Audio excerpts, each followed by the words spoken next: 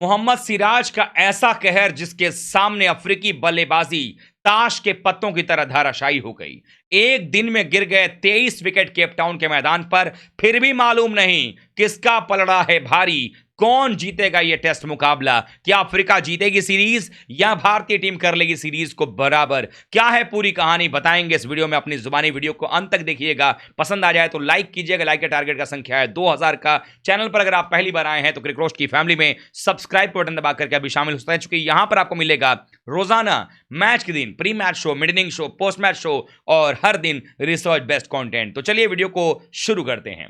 जैसा कि आप सब जानते हैं कि भारत और अफ्रीका के बीच में केप टाउन में दूसरा टेस्ट मुकाबला शुरू हुआ। पहले दिन टॉस जीत करके बल्लेबाजी का फैसला करते हैं डीन एल्गर साहब। उनको लगा कि ये विकेट जो है बाद में सूखेगा, दरारें आएंगे तो चौथी पारी में भारत को बल्लेबाजी करवाएंगे, लेकिन वो भूल गए कि पहली पारी में भी बल्लेबाजी अच्छी करनी होती है। और हुआ ये कि 55 रनों पर ही अफ्रीका की पूरी पारी जो है वो सिमट गई। पहली पारी सिर्फ 55 रन पर सिमट गई और इसके पीछे सबसे बड़ी वजह रहे मोहम्मद सिराज। मोहम्मद सिराज ने जो बॉलिंग किया, 6 विकेट इस बंदे ने निकाले और सारे की प्लेयर्स के विकेट निकाले। डीन एल्गर को आउट किया, माकरम को निपटा दिया, उधर से एक एक करके सारे बल्लेबाज निपटते चले गए। पहली पारी की अगर मैं बात करूं तो वहां पर सबसे पहले उन्होंने आउट किया माकरम को, फिर एल्गर को, उसके बाद टोनी डी जोर्जी को। यानी कि पहले जो टॉप के 4 थे उनमें से 3 विकेट इन्होंने निकाल लिया। फिर नीचे जब एक पार्टनरशिप बनती तो उन्होंने वेराना को निकाल दिया, बेडिंगम को आउट कर दिया और मार्को जेंसन को भी निपटा दिया, जिन्होंने पहले पारी में 84 पहले टेस्ट मैच में 84 की पारी खेली थी। अब ऐसे में भारतीय टीम 55 पर जब आउट कर चुकी थी तो भारत के पास मौका था कि भारत एक बड़ी बढ़त बनाता, 250 300 की बढ़त, बहुत सारी बातें हो रही थी। लेकिन हमारे बल्लेबाजी भी इतनी लुल्ल रही यहां पे कि पूरी बल्लेबाजी में जब बैटिंग करने के लिए आए भारतीय बल्लेबाज, तो जब तक रोलर का असर रहा तब तक तो हमारे बल्लेबाजों ने रन बनाए। टी ब्रेक तक भारत का स्कोर था 111 पर 4 और भारत के पास बढ़त थी 56 रनों की। अब यहां तक तो हम यही सोच रहे थे कि चलिए ठीक है, कोई बात नहीं है। शुभमन गिल वहां पर आउट हो गए, रोहित शर्मा आउट हो गए, जायसवाल कुछ नहीं कर पाए खास, वहां पर कोई बात नहीं है। लेकिन अभी भी हमारे पास जो है बल्लेबाजी में हमें ऐसा लगा कि जो केएल राहुल और कोहली खेल रहे थे तो हमें यह उम्मीद था कि चलो कोई बात नहीं, ये दोनों पार्टनरशिप निभा देंगे तो 150 का तो एटलीस्ट हम एक बढ़त ले ही लेंगे। जब खेल की शुरुआत हुई चाय काल के बाद, जैसे ही चाय काल के बाद खेल शुरू होता है, पहले 10 ओवर में ठीक ठाक भी लग रहा था मामला, लेकिन अचानक से विकेट गिरने का सिलसिला शुरू हुआ और हालात तो और बदतर तब हो गए जब 111 पर चौथा विकेट था और 153 पर जो है चौथा विकेट गिरा था। 100 कुल मिलाकर देखें तो भारत का जो चौथा विकेट गिरा था 110 पर गिरा था और 153 पर जो है पांचवां विकेट गिरा। सोचिए 153 पर हम 4 हैं, वहां पांचवां विकेट गिरता है और अगली 11 गेंदों में भारतीय टीम ने कुल मिलाकर के 6 विकेट गंवाए और एक भी रन नहीं बनाया। अब इसका मतलब यह हो गया कि भारतीय टीम ने बिना कोई रन बनाए 6 विकेट गंवा दिया। नतीजा यह हुआ कि कहां हम 150 की बढ़त के बारे में सोच रहे थे, 150 तो छोड़िए, टीम इंडिया जो है वो 100 की बढ़त नहीं ले पाई, 98 रन की बढ़त थी।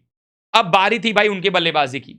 जब अफ्रीका की टीम बल्लेबाजी करने के लिए आई तो उसमें हुआ ये कि उनके बल्लेबाज इस बार थोड़े संभल कर खेल रहे थे। एडन मार्करम ने थोड़ा सा अटैक को काउंटर करने की कोशिश किया, सिराज को तो विकेट नहीं मिला, लेकिन जब 37 रन बन गए तो हमें लगा कि लगता है ये गेम जो है हाथ से निकलता नजर आ रहा है, चूंकि 61 रन और पीछे रह गई थी। ओपनिंग जोड़ी, इस्लामी जोड़ी जो है मौजूद थी और दोबारा क्या वो गलती करेंगे।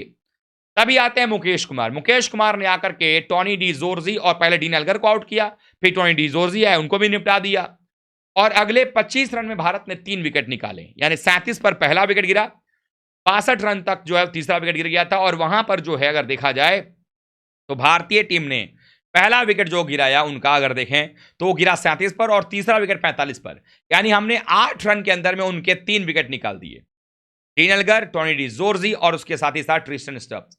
अब भागीदारी 17 रनों की हो गई है। सोचिए जरा कि 37 पर एक भी विकेट नहीं था और 45 पर 3 था, यानी कि 8 रन के अंदर में भारत ने 3 विकेट निकाले हैं। बट अब पार्टनरशिप माकरम और साथ में डेविड बेडिंगम के बीच में 17 की हो गई है।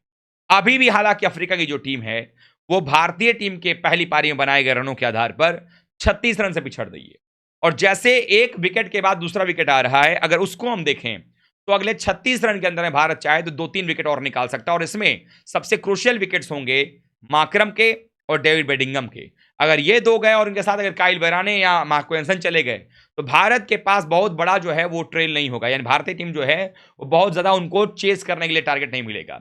अब ये तो तय हो गया है 23 विकेट एक दिन में गिरने की वजह से कि दूसरे दिन ही टेस्ट मैच समाप्त हो सकता है। अगर लंच के 1 घंटे पहले या लंच तक अगर ऑल आउट हो जाती है अफ्रीका की टीम, तो कल ही इस मैच का संभावना है कि रिजल्ट आ जाएगा, क्योंकि ये विकेट ऐसी है जहां पर कौन सी बॉल उछल करके आपके सर पर आ जाएगा आपका मुंह फोड़ने के लिए, और कौन सी बॉल आपके घुटने पर लग करके नीचे रह जाएगी, आपको खुद को मालूम नहीं है। इवन बॉलर को पता नहीं है कि बॉल जो इन स्विंगर डाल रहा है वो इन स्विंग होगी या आउट स्विंग होगी।